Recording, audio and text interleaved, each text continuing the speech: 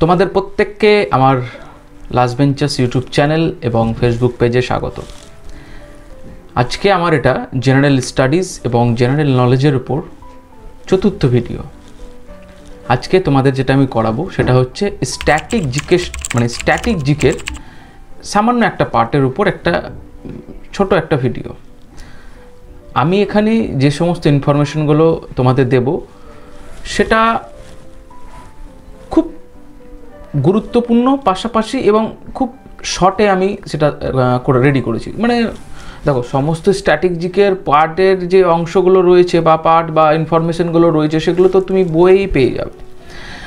তার মধ্যে থেকে যেগুলো গুরুত্বপূর্ণ এবং তোমাদের মনে রাখা বা মুখস্থ রাখা অবশ্যই জরুরি, এবং আমার মনে হয়, মানে এটা আমার ব্যক্তিগতভাবে মনে হয় বা আমি আমার এক্সপিরিয়েন্স থেকে বলতে পারি যে এইগুলো কিন্তু খুব গুরুত্বপূর্ণ, বহুবার বহু পরীক্ষায় এসেছে। এবং সামনে যে ওয়েস্ট বেঙ্গল পুলিশ এবং কলকাতা পুলিশের কনস্টেবল আর কনস্টেবলের যে পরীক্ষা বা সাব ইন্সপেক্টরের যে পরীক্ষাটা আসতে চলেছে, সেইখানেও তোমরা কিন্তু এগুলো থেকে কমন পাবেই পাবে।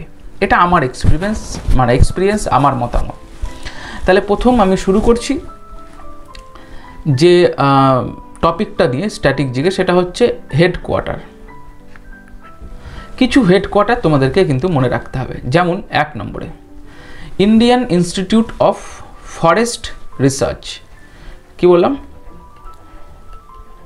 Indian institute of forest research. Indian institute of forest research মানে হচ্ছে অরণ্য গবেষণা কেন্দ্র। কোথায় রয়েছে? সেটা রয়েছে দেরাদুন। 2 নম্বর ন্যাশনাল ডিফেন্স একাডেমি, খুব গুরুত্বপূর্ণ কিন্তু। National defence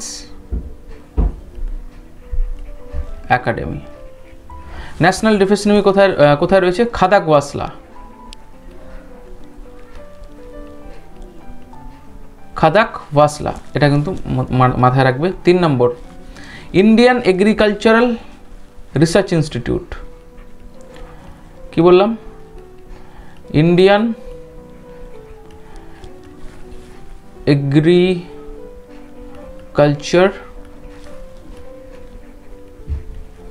research institute. ঠিক আছে, মানে হচ্ছে কৃষি গবেষণাগার কেন্দ্র। কোথায় রয়েছে?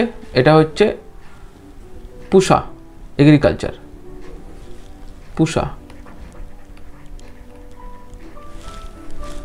পুষাতে রয়েছে। 4 number Himalayan mountaineering institute. Himalayan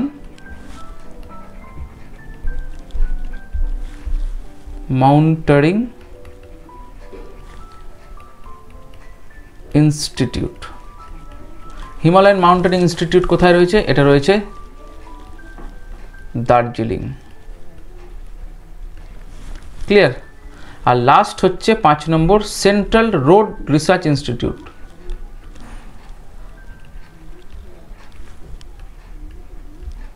road research institute, এটা কোথায় রয়েছে? দিল্লি। ঠিক আছে, তাহলে এই 5টা তোমাদেরকে কিন্তু মনে রাখতে হবে। বাকি যদি মনে করো যে না আমি আরও মনে রাখতে পারবো, তুমি আরও পড়তে পারো, কিন্তু এই 5টা কিন্তু হেডকোয়ার্টার খুব গুরুত্বপূর্ণ। ঠিক আছে, এরপরে কিছু ক্রীড়া ক্ষেত্রে টার্মিনোলজি। ঠিক আছে, স্পোর্টস টার্মোলজি, মানে স্পোর্টস টার্মোলজি মানে হচ্ছে যে ক্রীড়া ক্ষেত্রে কিছু কিছু শব্দ আছে যেগুলো তোমাদেরকে মনে রাখতে হবে। স্ট্যাটিক জিকের এটা একটা পার্ট। যেমন আমি বলি ক্রিকেট, সবাই খেলতে ভালোবাসো। ক্রিকেটে কয়েকটা ওয়ার্ড, যেমন গুগলি, তারপরে চাইনাম্যান, তারপরে গলি, এই কটা শব্দ কিন্তু মনে রাখতে হবে, ঠিক আছে। তারপরে সাঁতার বা সুইমিংয়ে একটাই মনে রাখলে হবে, সেটা হচ্ছে বাটারফ্লাই। বাটারফ্লাই মনে রাখলেই হয়। তারপরে ব্রিজ বা তাস, এখানে মনে রাখবে ডায়মন্ড। মানে এই শব্দগুলো সম্পর্কিত এই সমস্ত খেলার সঙ্গে, ঠিক আছে। তারপরে হচ্ছে যেটা হর্স রেসিং বা ঘোড়া দৌড় বলে না, হর্স রেসিং, এখানে একটা ওয়ার্ড আছে খুব ফেমাস, সেটা হচ্ছে জকি, ঠিক আছে।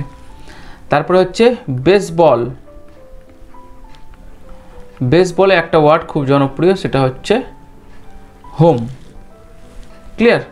তো এগুলো তোমাদেরকে কিন্তু মনে রাখতে হবে। তার পাশাপাশি কিছু গুরুত্বপূর্ণ ট্রফি, কি বললাম, কিছু ট্রফি মনে রাখতে হবে। পরীক্ষায় জিজ্ঞেস করবে যে আগা খান কাপ বা আগা খান ট্রফি কোন খেলার সঙ্গে যুক্ত। কি বললাম? আগা খান কাপ কার সঙ্গে যুক্ত? তারপরে থমাস কাপ কার সঙ্গে যুক্ত, ঠিক আছে। তারপরে হচ্ছে হপম্যান কাপ কার সঙ্গে যুক্ত। অনেক ট্রফি রয়েছে, এগুলো তোমরা পারবে, কিন্তু এটা হচ্ছে সব থেকে বেশি ইম্পর্টেন্ট, এই তিনটে, ঠিক আছে। আগা খান কাপ হচ্ছে হকির সঙ্গে সম্পর্কযুক্ত, আর থমাস কাপ হচ্ছে ব্যাডমিন্টন, আর হপম্যান কাপ হচ্ছে টেনিস। এই কটা মনে রাখলেই কিন্তু তোমাদের হয়ে যাবে। আরও বেশি পড়তে হবে, ওগুলো পড়বে বই থেকে। পাশাপাশি কিছু গুরুত্বপূর্ণ দিবস আরও ইম্পর্টেন্ট রয়েছে, ভিডিও শেষে দেখতে পাবে, অনেক ইম্পর্টেন্ট ইনফরমেশন রয়েছে। গুরুত্বপূর্ণ দিবস তোমাকে কিন্তু পড়তেই হবে, কারণ একটা তুমি এটা কমন পাবে। কি কি পড়তে হবে তোমাকে? যেমন হচ্ছে 12ই জানুয়ারি 12 জানুয়ারি কি জাতীয় যুব দিবস। পাশাপাশি 5 জানুয়ারি বিশ্ব পরিবেশ দিবস, ঠিক আছে। তার পাশাপাশি 16 সেপ্টেম্বর বিশ্ব ওজোন দিবস হলো। তারপর হচ্ছে 16ই অক্টোবর হচ্ছে বিশ্ব খাদ্য দিবস।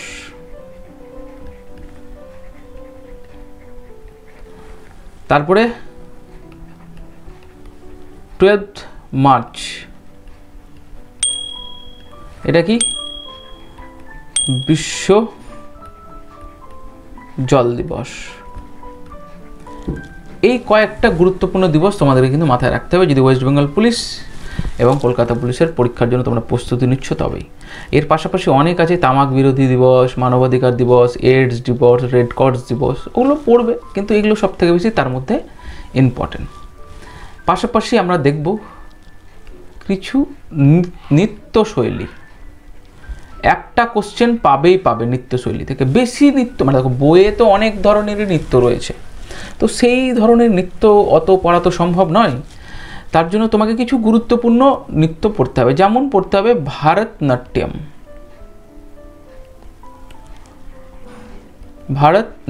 বলো ভারতনাট্যম কোথাকার বা কোন রাজ্যের ভারতবর্ষের নৃত্যশৈলী, কমেন্ট করো। তারপরে হচ্ছে কথাকলি,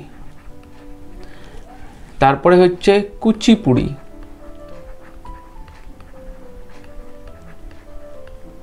তারপরে হচ্ছে বিহু। এই চারটা নৃত্যশৈলী তোমাকে মুখস্থ করতেই হবে। ভারতনাট্যম হচ্ছে কোথাকার বলো তো? তামিলনাড়ু।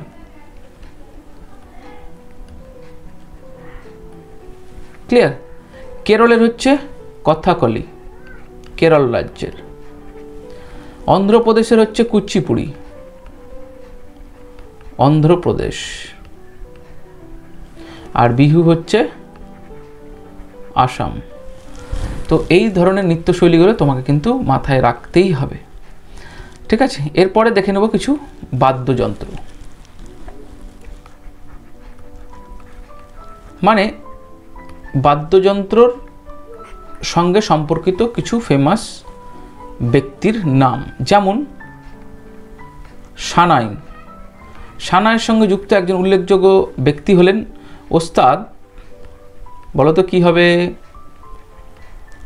বিসমিল্লাহ খান, ঠিক আছে? তারপরে হচ্ছে বাঁশি। বাঁশির সঙ্গে সম্পর্কযুক্ত হচ্ছে হরিপ্রসাদ চৌরাশিয়া।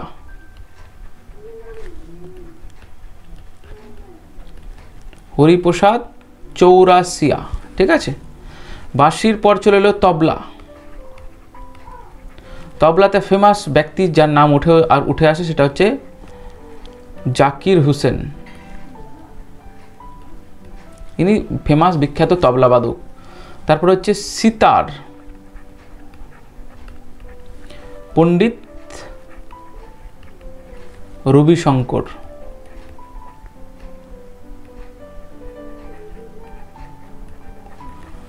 ঠিক আছে? এই কটা নাম কিন্তু খুব বাদ্যযন্ত্র নিরিখে খুব কিন্তু গুরুত্বপূর্ণ, ঠিক আছে? এরপরে কিছু বিখ্যাত বুকস যেগুলো তোমাদের কিন্তু মনে রাখতেই হবে। 1 নম্বর, বহুবার বহু পরীক্ষায় কিন্তু এসেছে, Discovery of India. Discovery of India, বলো এই বইটির লেখক কে? ডিসকভারি অফ ইন্ডিয়া, এটার লেখক হচ্ছেন জওহরলাল নেহেরু।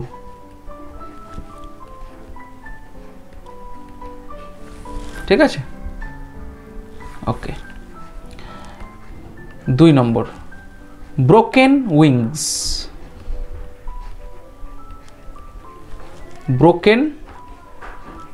ব্রোকেন উইংস কার লেখা? সরোজিনী নাইডু। সরোজিনী নাইডুর লেখা হচ্ছে কিন্তু ব্রোকেন উইংস। 3 নম্বর হচ্ছে my experiment with truth. My experiment with truth, বলো মাই এক্সপেরিমেন্ট উইথ ট্রুথ কার লেখা? এটা হচ্ছে Mahatma Gandhi.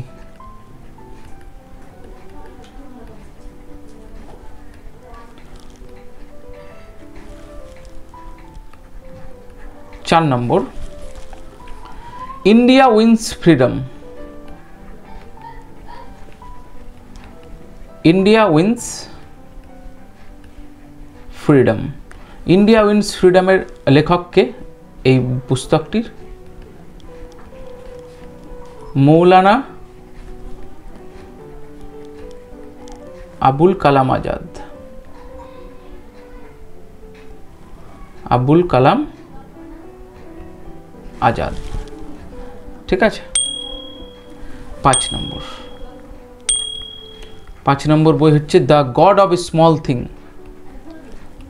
The god of small things. এটার লেখিকা হলেন Arundhati Roy. Arundhati Roy, clear? 6 number, a passage to England. A passage to ইংল্যান্ডের লেখা নিরোদ সি চৌধুরী, ঠিক আছে? খুব নিরোদ সি, দেখো এগুলোর মধ্যে কিন্তু আবার উপন্যাসও আমি ঢুকিয়ে দিচ্ছি, হ্যাঁ? কিছু কিছু উপন্যাস, নোভেল বা উপন্যাস এগুলো কিন্তু ঢুকিয়ে দিচ্ছি, বই লিখে ঢুকিয়ে দেবো, কিছু কিছু গল্পের বই বা তোমার কি বলবো ছোট ছোট গল্প, এই সমস্ত বইয়ের যেগুলো খুব ইম্পর্টেন্ট সেগুলো ঢুকিয়ে দিচ্ছি একসঙ্গে, তাহলে তোমাদের হয়ে যাচ্ছে। হ্যাঁ, যেমন long walk to freedom, long walk to freedom, এটা কার লেখা? এটা হচ্ছে নেলসন ম্যান্ডেলা, নেলসন ম্যান্ডেলার লেখা। 8 নম্বর, এগুলো কিন্তু তোমরা নোটস করতে থাকবে। হ্যাঁ, খুব ফেমাস ব্যাপার আছে, মানে এগুলো খুব ফেমাস নোভেল আছে, তারপরে বই আছে। 8 number long walk to freedom. Wake up India, wake up India, wake up India কার লেখা? অ্যানি বেসান্তের লেখা কিন্তু ওয়েক আপ ইন্ডিয়া। 9 নম্বর, এবার কিছু পরিচিত তোমাদের আমি বইগুলো দেখতে পাবে, সেটা হচ্ছে আনন্দমঠ কার লেখা? আনন্দমঠ, আনন্দমঠ লেখা হচ্ছে বঙ্কিমচন্দ্র চট্টোপাধ্যায়, বঙ্কিমচন্দ্র চট্টোপাধ্যায়। 10 নম্বর, চোখের বালি,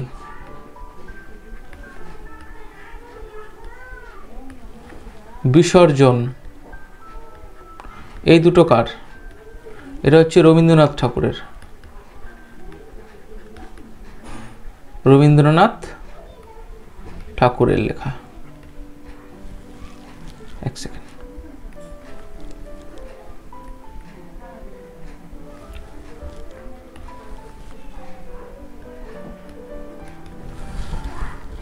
হলো। আর পড়ে থাকলো পথের পাঁচালী, আরও রয়েছে।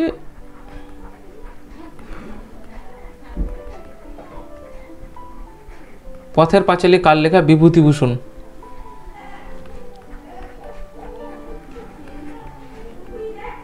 বিভূতিভূষণ চট্টোপাধ্যায়ের লেখা।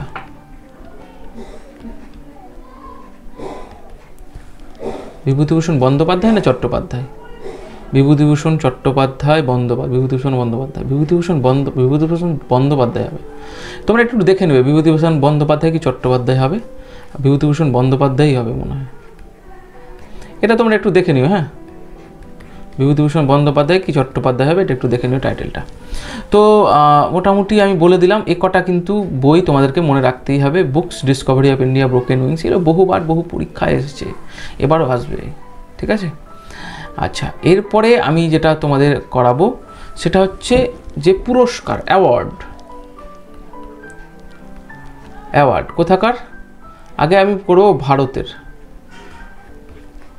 ভারতের কিছু অ্যাওয়ার্ড। যেমন ভারতের অ্যাওয়ার্ডকে আমি 2 ভাগে ভাগ করে দিচ্ছি যেন তোমাদের বুঝতে সুবিধা হয়। একটা হচ্ছে সামরিক,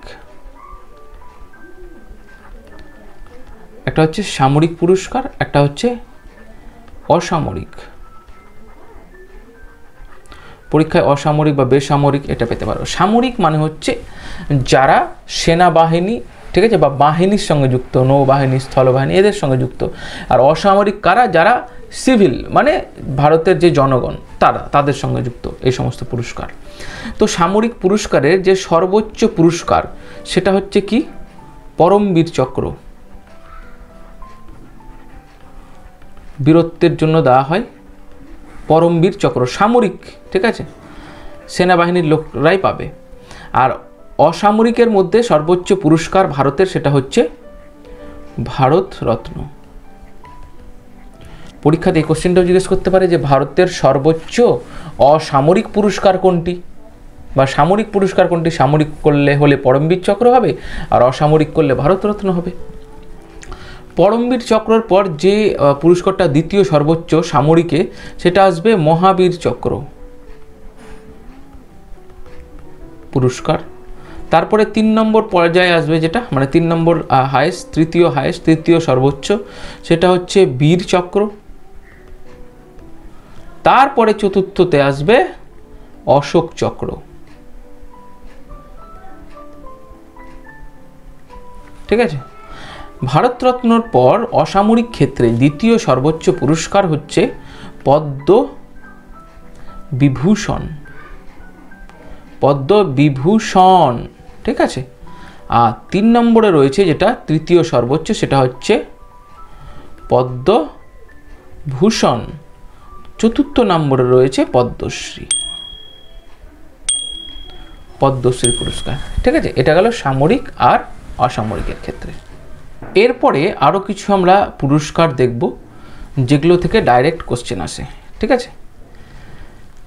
দেখো, যে পুরস্কারটা আমি বলতে যাচ্ছি এবার, পুলিৎজার অ্যাওয়ার্ড।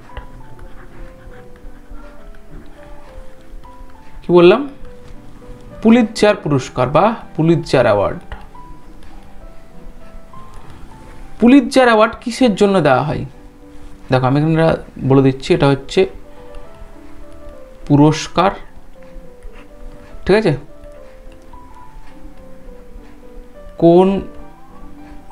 কোন বিষয়ে দেওয়া হয় আর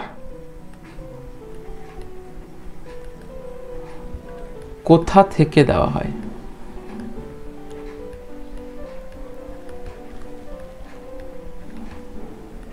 ঠিক আছে, তাহলে পুলিৎজার পুরস্কার মেনলি সাংবাদিকতা,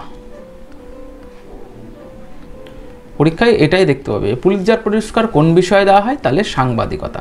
আর এই পুলিৎজার পুরস্কার কোথা থেকে দেওয়া হয়, মানে কোন দেশ দেয়, সেটা হচ্ছে আমেরিকা, ঠিক আছে। তারপরে হচ্ছে নোবেল পুরস্কার, অ্যালফ্রেড নোবেলের নাম অনুসারে দেওয়া হয়। কত সাল থেকে দেওয়া হয়, এটাও কিন্তু একবার পরীক্ষায় জিজ্ঞেস করেছিল, 1901 সাল থেকে এটা দেওয়া হয়। এটা অ্যাকচুয়ালি 6টা বিষয়ে দেওয়া হয়, 6টি বিভাগে। কি কি? যেমন হচ্ছে তোমার শান্তি, ঠিক আছে, অর্থনীতি, তারপরে হচ্ছে পদার্থবিদ্যা, এইসবই, আর লিখছি না আমি, এটসেট্রা। এইরকম 6টা বিষয়ে নোবেল দেওয়া হয়। এই নোবেল কোথা থেকে দেওয়া হয় বলো? এটা দেওয়া হয় সুইডেন থেকে, সুইডেন দেশ থেকে এটা কিন্তু দেওয়া হয়। এরপরে আসছি রমন ম্যাগসাই অ্যাওয়ার্ড।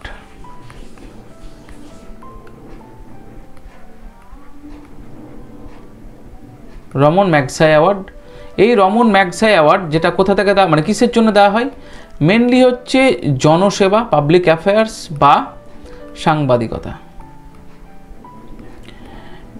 মেনলি এই বিভাগ থেকেই দেওয়া হয়, মানে এই বিষয়েই দেওয়া হয়। তো এই রমন ম্যাগসাই অ্যাওয়ার্ড কোথা থেকে দেওয়া হয় বা কে দেয়? এটা দেয় ফিলিপিন্স থেকে, বা ফিলিপিন্স গভর্নমেন্ট এটা কিন্তু দেয়। এরপরে ভারতের কিছু পুরস্কার আমি দেখে নিই, যেটা হচ্ছে বহুবার পরীক্ষায় এসেছে, শান্তি স্বরূপ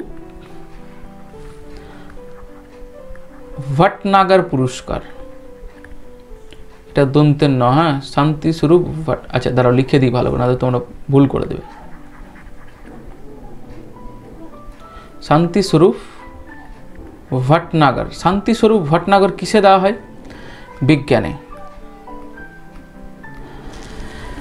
বিজ্ঞানের সর্বোচ্চ অ্যাওয়ার্ড যদি বলা হয় ভারতের বিজ্ঞানের সর্বোচ্চ অ্যাওয়ার্ড, ঠিক আছে, কোন মানে বিজ্ঞানের, সেটা হচ্ছে শান্তিস্বরূপ ভটনাগর অ্যাওয়ার্ড।